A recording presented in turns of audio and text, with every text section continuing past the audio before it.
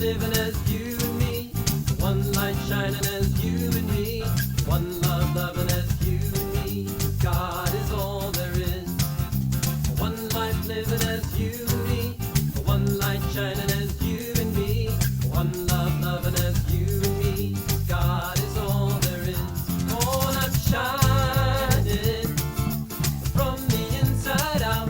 I'm so happy, I just wanna shout. One life living as you and me, one light shining as you and me, one love loving as you and me. God is all there is. One life living as you and me, one light shining as you and me, one love loving as you and me. God is all there is. Oh, and I'm shining from the inside out. I'm so happy, I just wanna shout. Woo!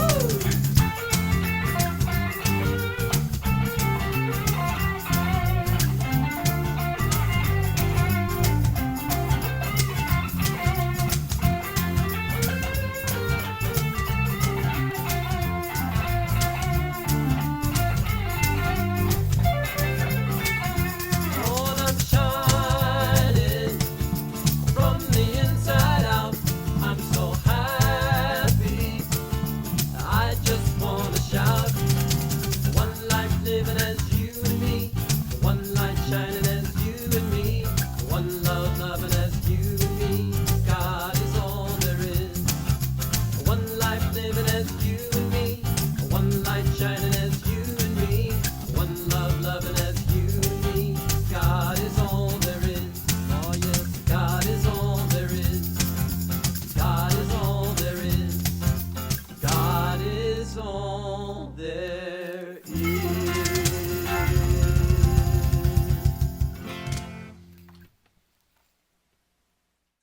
Hello, and welcome to the Center for Spiritual Living Santa Rosa virtual service. I am Edward Fleuren, the Senior Minister, and I'm so pleased to be able to welcome you to our service, especially if this is your first time joining us. There is more information about our center, our upcoming classes, our support groups, our online prayer, and so much more at our website, newly designed and easy to navigate at www.cslsr.org. And thank you to our regulars. It's so wonderful seeing you log on Zoom and on Facebook. It gives me the sense of being together during these shelter-in-place times. Our theme for the month of August is I clearly see my spiritual growth in action. Part of the action that we are focusing on centers on one of the values we have in our movement, diversity and inclusion. I recently created a video as spiritual leader for our movement introducing this topic of diversity and inclusion. Here is the video. Hello, I am Edward Fleuren. This month, our suggested theme for Centers for Spiritual Living is Inclusion in Action. The content this month is provided by the Centers for Spiritual Living Diversity and Inclusion Commission. Team members include Reverend Michelle Sinegal, Reverend Rafe Ellis, Reverend Sharon Mitchell, Reverend Alex Escudero, Rebecca Hiroaka, practitioner, Reverend Raymond Anderson, Efrain Rios, practitioner, Alvin Seeley, Lynn Daniels, practitioner, Reverend Steph Saint-Amand, and Reverend Mark Gilbert. Among our shared values at Centers for Spiritual Living are diversity and inclusivity, and these prompt us to value and embrace and celebrate individuals as they express through the differences of gender, ethnicity, culture, history, experience, talent, sexual orientation. And our values guide us to include representatives from all of our constituencies in our leadership, in our sacred services, and in our decision making. Doing so is a worthy practice, and it may not always be comfortable because of our human tendency to seek safety through comfort and familiarity. However, when you and I can be surrounded by differences and at the same time maintain our awareness of oneness and self, that's when we are truly walking the path of science of mind. Indeed, when we know who we are and our daily practice of dwelling in the divine is strong, we become able to embrace differences not as a threat, but as an outpicturing of the divine, and therefore something to be cherished. Recently I wrote about Reverend Stephanie Spellers of the Episcopal Church. She describes radical welcoming as the practice of including the gifts and voices of people who have been on the margin. And the outcome of welcoming is that everyone can be transformed by their relationship with each other. Reverend Stephanie describes a situation in which a spiritual community may have an outward sign saying, "You are welcome here," while at the same time, without realizing it, we may carry an inner, invisible sign that says, "Only if you fit in or adjust to us."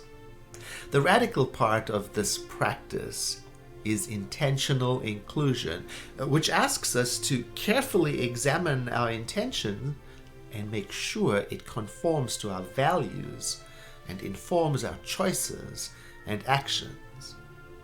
This month I'm considering the question, what sign of welcome is radiating from my heart? The content creators give us these calls to action this week. Use mindfulness practices to become the observer of your thoughts. As our founder said, think about what you're thinking about, so that we can recognize such things as bias and find opportunities to practice a more radical inclusion. And then set a personal intention to be inclusive in your actions. I leave you with this affirmation from the content providers. I am one with divine intelligence, empowered by it as a point of creative power, and as such, I claim harmony, acceptance, love for all, through inclusion of the diversity that delights my life. My blessings to you. Today's message is brought to us by one of our own members at Center for Spiritual Living Santa Rosa, Olivia Kinzler. Her message is titled Heroes, and it is a tribute to Elijah Cummings and John Lewis. It is time now for us to shift our attention inward to prepare for today's service.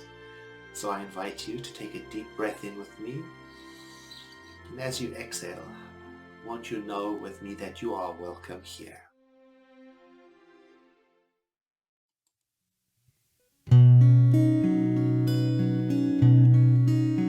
Be still and know that I am God. Be still and know that I am. Be still and know that I am God. Be still and know.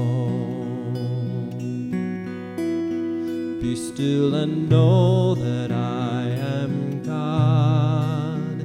Be still and know that I am. Be still and know that I am God. Be still and know.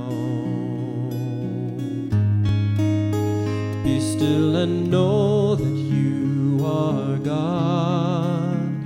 Be still and know that you are. Be still and know that you are God. Be still and know. Be still and know that we are God. Be still and know that we are. Be still and know that we are God. Be still and know.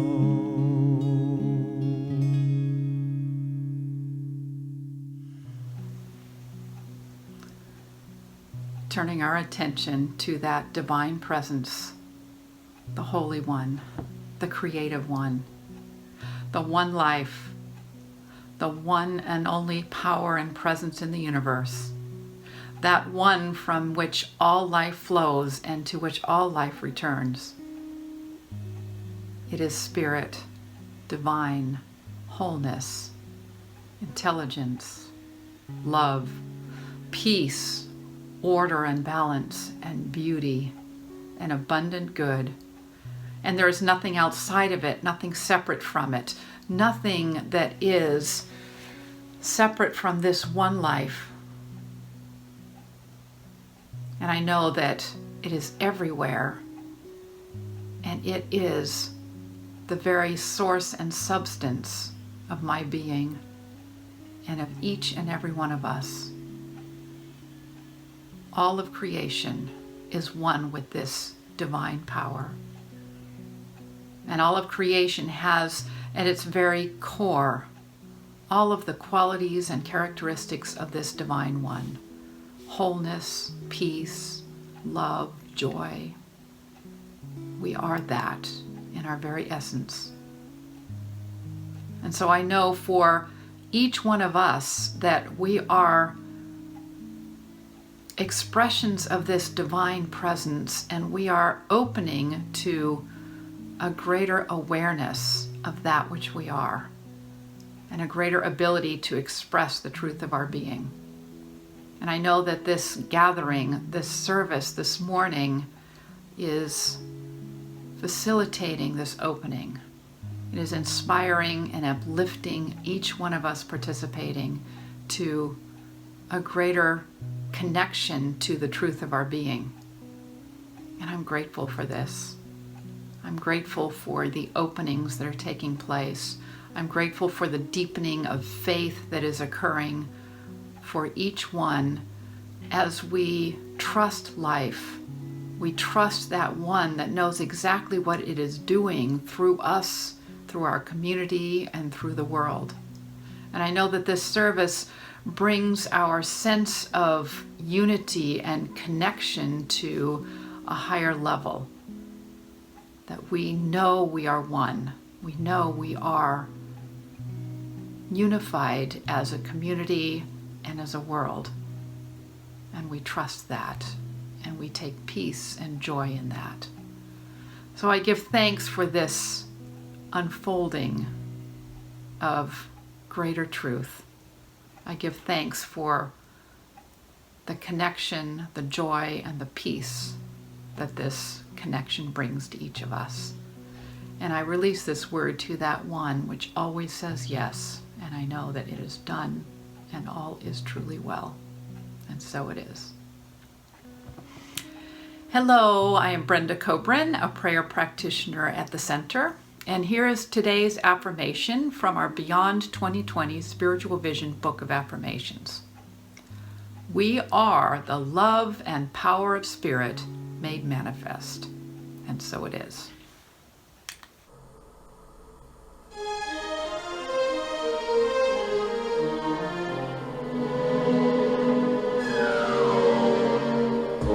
I was born by the river in a little tent, and oh, just like that river I've been running ever since. It's been a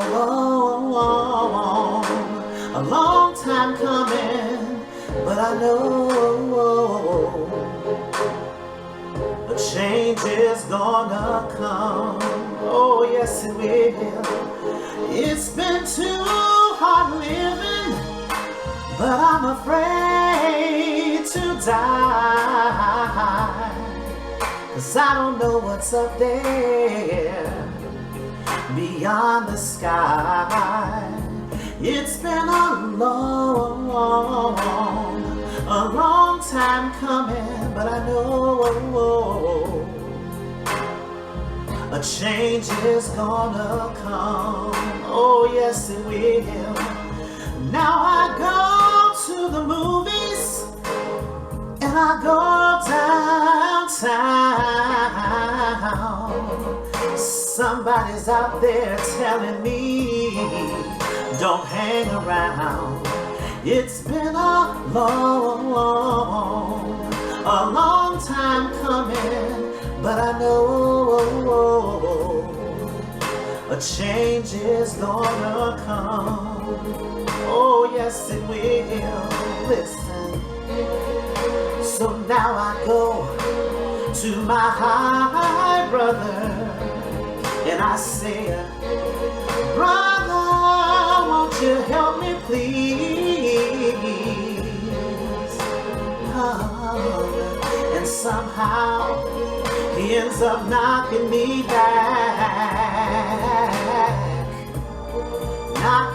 back down on my knees. Whoa, there are times when I thought I wouldn't last for long. Now I think I'm able to carry on. It's been a long time coming, but I know a change is gonna come. I know a change is gonna come. I said I know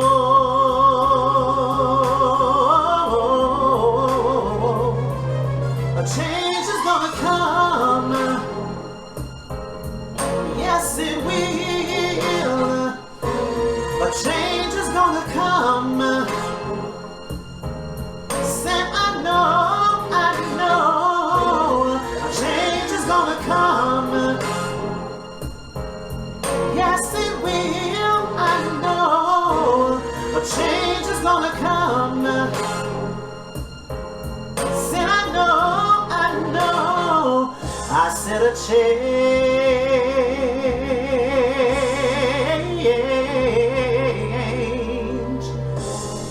is gonna come.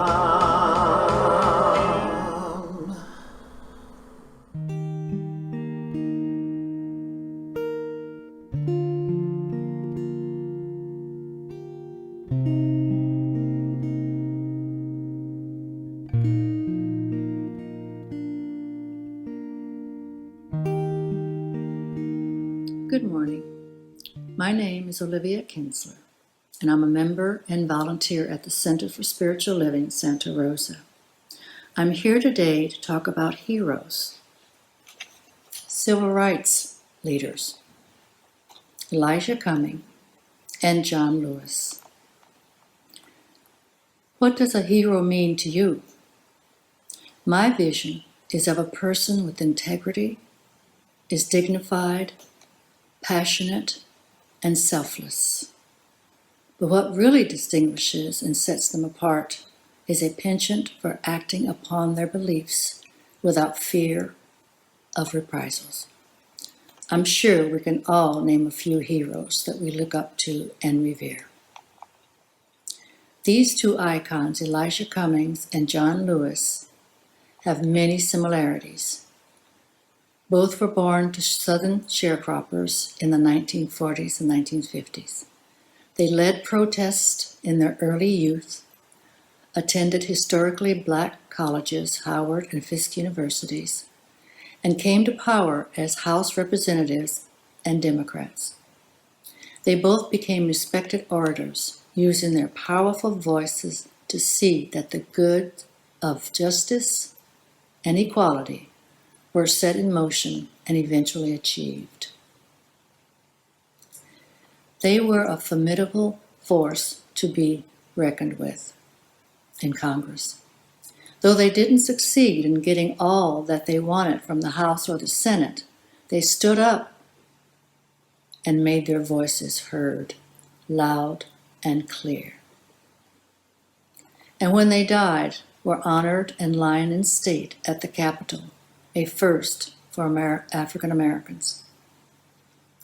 In between their births and deaths, they lived remarkable lives in service to their constituents and to all Americans. Civil rights. Just saying it brings up a host of feelings and remembrances for me and anyone who was living through the struggle. Let's define it first. Civil, relating to ordinary citizens and distinct from military or church matters. Rights, guaranteed equal social opportunities and equal protection under the law. From Frederick Douglass to Julian Bond, from Harriet Tubman to Barack Obama, progress has been made. The question is it enough for all to feel? Are we all equal under the law? Those are questions we still have to ask. Elijah Cummings, Baltimore's civil rights advocate. His first taste of reality and resisting its sting came when he was beaten by a white mob for organizing to demand that a local segregated swimming pool be integrated. He was 11 years old. That early success paved the way for him to continue fighting for equality. Born in Baltimore, he later went to Howard University and earned a degree in political science. After a law degree and practicing law for many years, he was elected to Congress for Maryland's 7th District. His many roles in the House of Representatives covered an array of interests and issues that needed to be addressed. He was the chair of the Congressional Black Caucus, chair of the powerful Committee on Oversight and Government Reform, famously advocating for protecting whistleblowers, and a major figure in the impeachment against Donald Trump. He also proved that he could work across the aisle and help pass the Presidential and Federal Records Act amendment with Republican Darrell Issa. His philosophy: we need to see each other if we are to move forward. Our community and our law enforcement work best when they work together. Congressman Cummings was reelected 11 times. He was popular and seasoned by the time of his last years in office. Known as a passionate speaker, exemplified by his classic poetic remarks at the Michael Cohen hearing. It even brought tears to Cohen's eyes. His many speeches at Democratic conventions call for the Dems to buck up, to be inspiring, and get out the vote.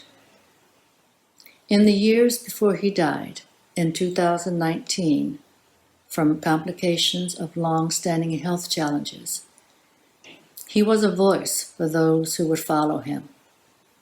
As early as 2016, at a DNC convention, he declared, "Our party does not just believe, but understands that Black Lives Matter." He died October 17, 2019, and was the first African-American lawmaker to achieve the honor of lying in state at the nation's capital. Though many honors were bestowed on Elijah Cummings, he was a humble, ordinary citizen. We have just lost another hero, John Robert Lewis. He was known as the conscience of Congress. Civil rights activist, champion of the disenfranchised, nonviolent fighter for equality and justice. I could go on and on. This icon and powerful voice against violence of any kind was my hero. He had the moral authority to convey his passion for peace and protection for all Americans. His efforts to do the right and just thing, to empower minorities the right to vote, is the ever-shining star of his legacy. Let's speak of his courage. In that area, John Lewis was extraordinary. Beaten and bloodied to near death, he continued the nonviolent fight, going to jail 40 times. Amazing. He knew there would be many more times that he'd be beaten by white men. But in his heart, he also knew that once you made up your mind, don't back up. Don't turn back. Born in Troy, Alabama in 1940, he aspired to be a preacher. But he met Rosa Parks and Martin Luther King when he was only 17, thus becoming a dedicated adherent to discipline and philosophy of nonviolence. After attending Fisk University in Nashville, he continued his mission of righting the wrongs of our society and making a bold difference. He gravitated toward a political role where laws are made and things get done. But as a 23-year-old and chairman of SNCC, Student Nonviolent Coordinating Committee, he became one of the Big Six that organized the March on Washington in 1963. He was allowed to speak and had a fiery speech planned, an indictment of the government and present administration. But the more mature and seasoned organizers voted it down because they didn't want to offend the Kennedy administration. In this present era, John Lewis, after being elected for 17 terms to the House of Representatives for Georgia's 5th District, became that voice that would not be shushed. He demanded your attention. He did not back down easily, but like Elijah Cummings, saw the necessity to form coalitions and work with those across the aisle. Yes, he was a thorn in the side of the Republican administrations. The lens from which he saw America gave him a mission to push back the laws that discriminated, as demonstrated by his early protests, the sit-ins at lunch counters, as a freedom rider, leader of SNCC, and the Voting Rights Campaign that led to Bloody Sunday crossing the Edmund Pettus Bridge in Selma, Alabama. He continued to protest even while an elected official. He boycotted the inauguration of George W. Bush, saying he didn't believe he was the true elected president. Spoke to anti-war protesters before going to war with Iraq. Held a sit-in in the West Wing to advocate for immigration reform, and a sit-in on the House floor trying to bring a vote on gun control. Some of his quotes. When asked about finally having a black president, John Lewis replied bluntly, "If you ask me if the election is the fulfillment of Dr. King's dream, I say no. It's just a down payment. There are still too many people that are being left out and left behind." As for the present administration, he says, in part, "Demagogues are pretty dangerous, and I don't see the president-elect as a legitimate president. No holding back there." One of Congressman Lewis's tributes to African Americans, and a gift to all Americans, is the National African American History and Cultural Museum. He also wrote several books, some geared to excite the young people to get in the way and have a passion for change. Barack Obama, in his eulogy for John Lewis, said the best way to honor and remember him was to call on Congress to pass the new voting rights bill and name it after Congressman Lewis. Also suggesting that voting day be a holiday so that all people, working or not, will be able to vote with ease. John Lewis said of his recent illness, "I have been in some kind of a fight for freedom, equality, and basic human rights for nearly my entire life. I have never faced a fight quite like the one I have now." His brother said, "He fought until the end. That was my big brother." Elijah Cummings, John Lewis, like other heroes fighting the good fight, had integrity, dignity, and a passion for righteous justice. Because of these two black men, I'm able to speak my mind in public and able to voice my discontent with our government without fear of a beating and being thrown in jail. My life would be very different if they had not stood up for my rights and fought to make sure my children and their children had a chance to freely give to society with good jobs and opportunities to be good citizens. A big thank you. Both Elijah Cummings and John Lewis believe that the journey toward racial equality and opportunity are far from complete. It's up to us now. Peace and blessings to you all, and I hope your heroes keep you inspired to be good citizens of the world. Namaste. Thank you, Olivia Kinzler, for that tribute to two of your heroes. Your message reminds me of the importance of studying the people who we admire, the people who are doing the kind of good in the world that we want to be aligned with, and to try and make choices in the same way that they do, motivated by the same values that they are motivated by, or acting in the same way that they do, until all of it becomes normal for us to do the same. Here's an example of how to use our heroes, and we can call them role models if we like. This is how we can use them to guide us, and I invite you to do this with me right now. Ask yourself, who are my heroes? Or if you prefer, ask yourself, who inspires me or has inspired me? Who have you been moved by to live more authentically? And then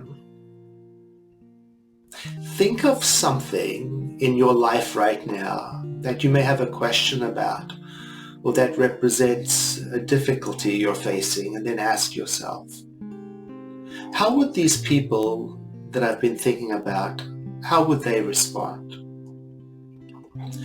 For example,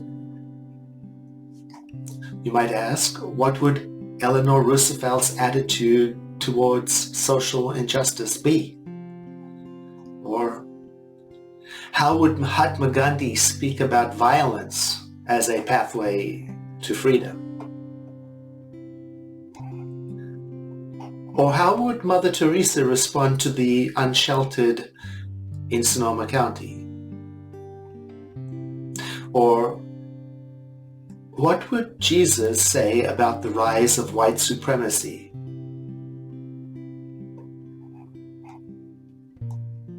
Or how would Emma Curtis Hopkins respond to criticism?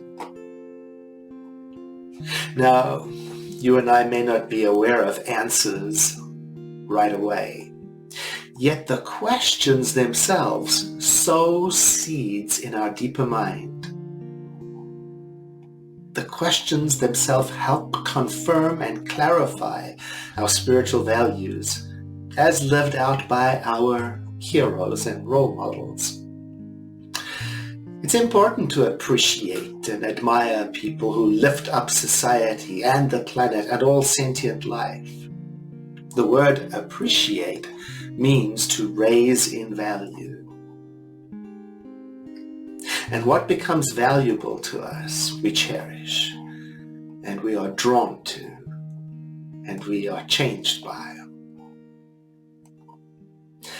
Now, this is one of the spiritual methods that we teach at the Center for Spiritual Living, Santa Rosa, in our classes. And the idea is that what you and I dwell on in our surface mind, well, that dwelling, that thinking about it in our surface mind, plants a seed in our deeper mind, and the deeper mind is what goes to work and embodies and embraces and draws us in. So the practice of appreciating and admiring our role models and considering the good they have birthed in the world is part of bringing about the change we desire to see. It's a wonderful method, and it's practiced by people of many different faith traditions. Hindus, for example, may model their lives after Rama and Sita and Krishna. Christians, for example, may model their lives after Jesus. And Jews may model their lives after Esther and Moses, for example, or Ruth. Who do you model your life after? Who are your heroes?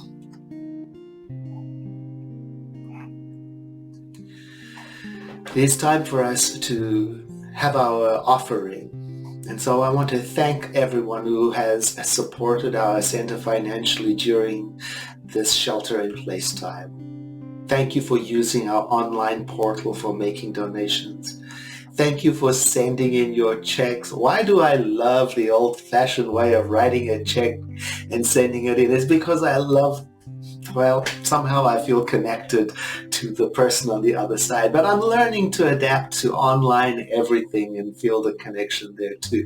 I especially enjoy the notes that we receive. And if you stay through the end of today's broadcast, you'll see, as we do almost every week, you'll see a scrolling list of the comments we received just from this week from people who write into us to thank the center for being the center for spiritual living in their lives. I invite you to think about the place that the center holds in your life, how it has touched you. I'm guessing by now you will have received our 4-pager newsletter that we mailed out in the regular US mail to you. The leadership and staff decided that we wanted something to arrive at your home from your center. And we plan to do that every 3 months, I believe, and then in between we're going to send something else. Because our connection with each other is very important to me and to us. Please enjoy this music during the offering.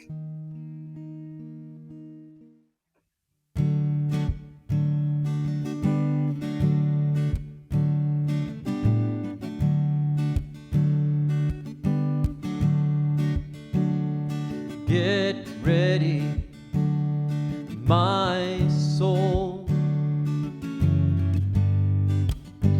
I'm diving in. Get ready, my soul. I'm diving in to the deepest kind of love, to the sweetest kind of life. Get ready, my soul. Everything I've ever done, and everything I've ever seen, everything I've lost or won, and everything I've ever dreamed has brought me here to this present moment here, to a new beginning here, and I'm seeing life so clearly now. Get ready, my soul. I'm diving in.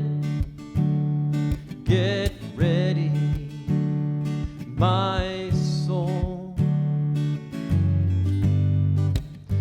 I'm diving in to the deepest kind of love, to the sweetest kind of life. Get ready, my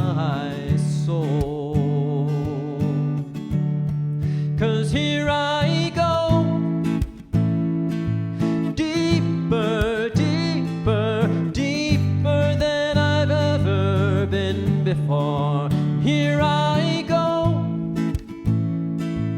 closer, closer, closer than I've ever been before. Here I go, deeper, deeper, deeper than I've ever been before. Here I go, closer, closer, closer to my sacred source. Get ready, my soul.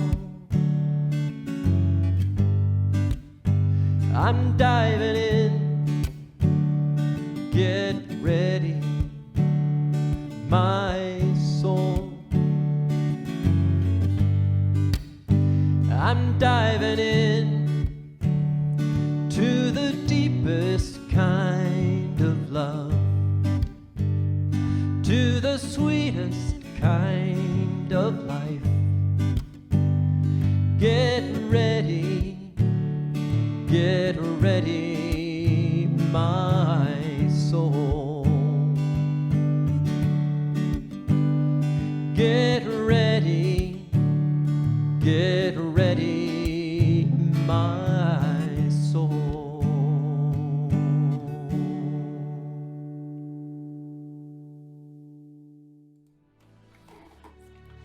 It's now time for our community announcements, and I'm very excited to say that I am offering a new member class, a new member orientation on Sunday, August the 23rd, starting at 1 p.m. on Zoom. We haven't done this in a while because new member orientation is typically done in person where we can commune and get to know each other. But since this has been going on for a while, this shelter in place, and we know that there are people who are feeling the call, the interest to have a closer relationship with the center, we are offering a new member orientation. So please go to our website and register. If you don't have to become a member to take the class. In fact, if you are a member and you'd like a refresher about how things are done at the center, behind the scenes, in the leadership, through the staff, then come to the new member orientation on Sunday, August 23rd, starting at 1 p.m. Now, our online classes are also open for registration for the fall classes. Now, while I'm reading these announcements to you, I'm going to go right to our website and see what it is that is available for registration. Now, you know the address, www.cslsr.org. And wouldn't you know, there is a tab right there, menu item, for events and classes. And now I can click on classes and I can look at class schedules right here on my screen, and it tells me what's coming up. And what is coming up that I'm excited about, obviously, is a class that I'm teaching along with 4 other teachers.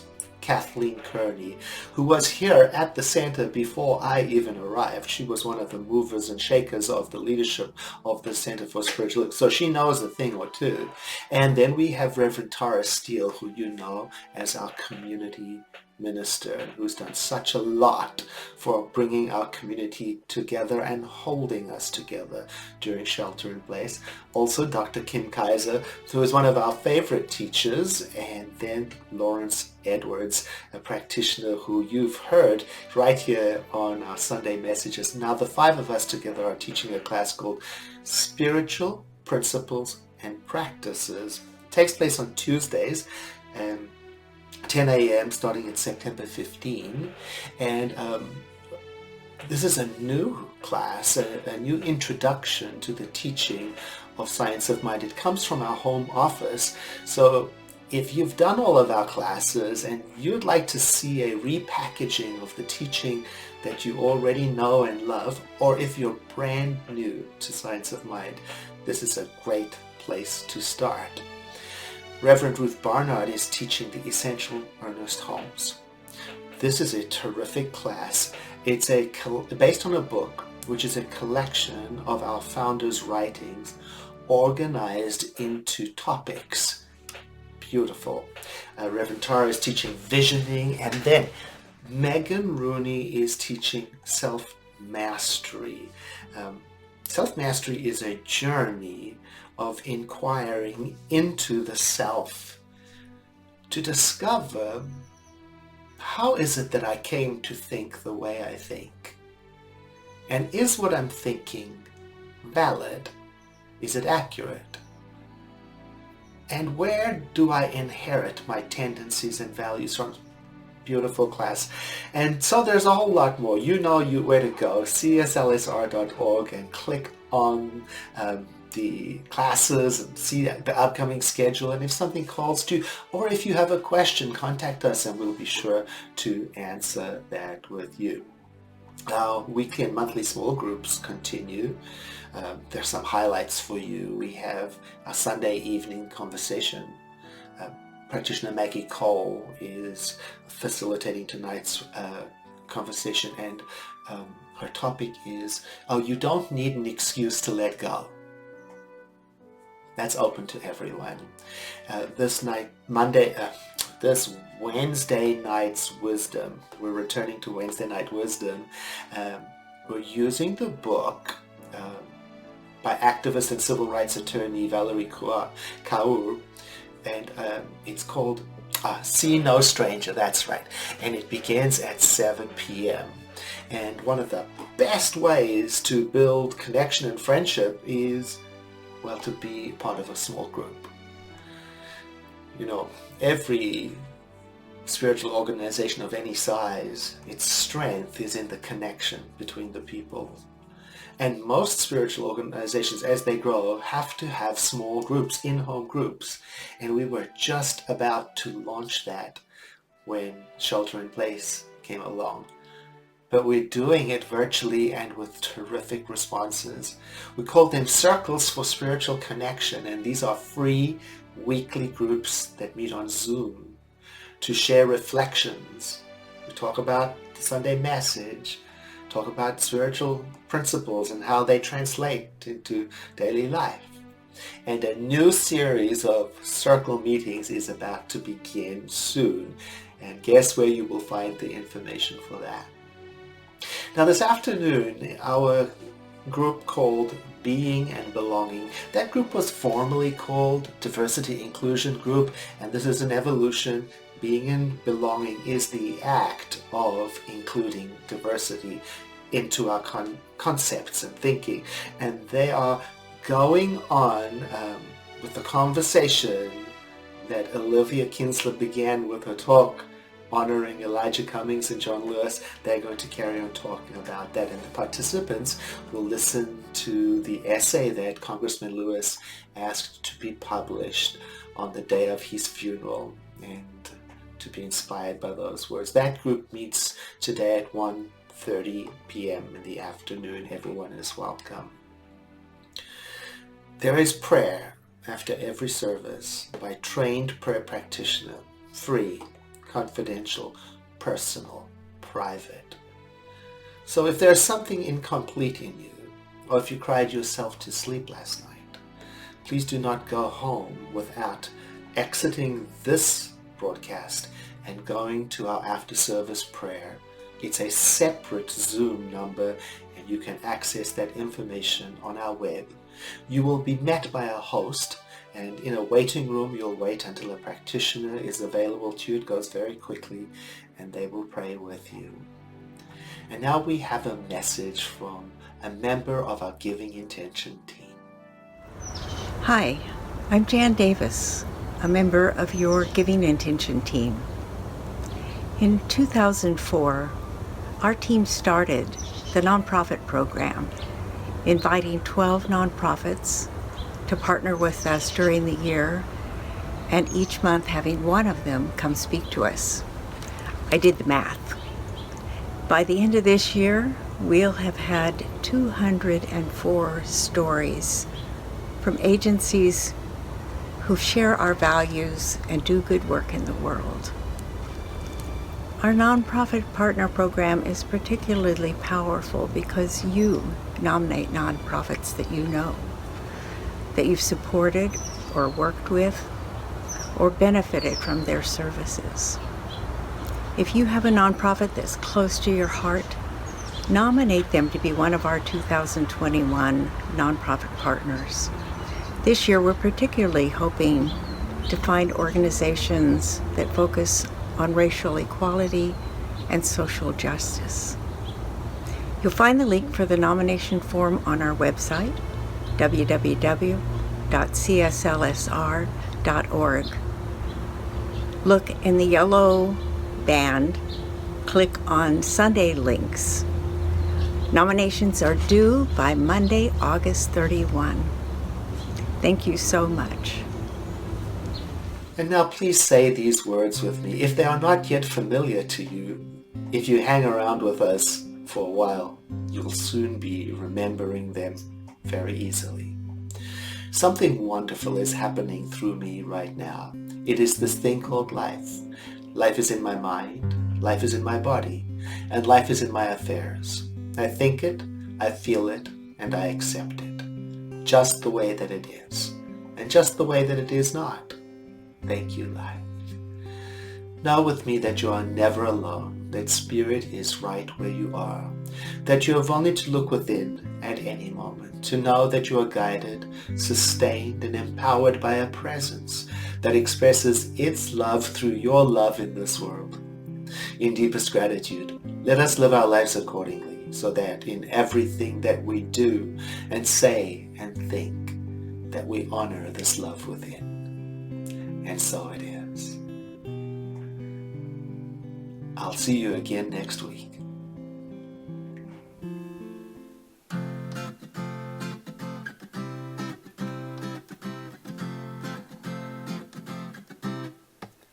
I'm reaching out to feel the infinite. I'm reaching out to know the divine. I'm reaching out to feel the infinite. Yeah, forever is already mine. I'm reaching out to feel the infinite.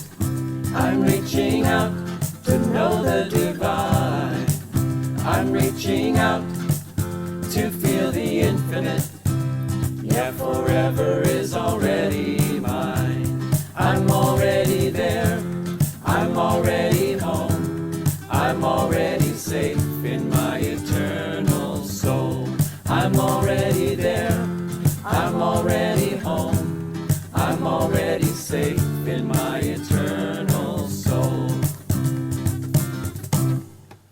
I'm going deep to feel the infinite. I'm going deep to know the divine. I'm going deep to feel the infinite. Yeah, forever is already mine. I'm already there. I'm already home. I'm already safe in my eternal soul. I'm already there.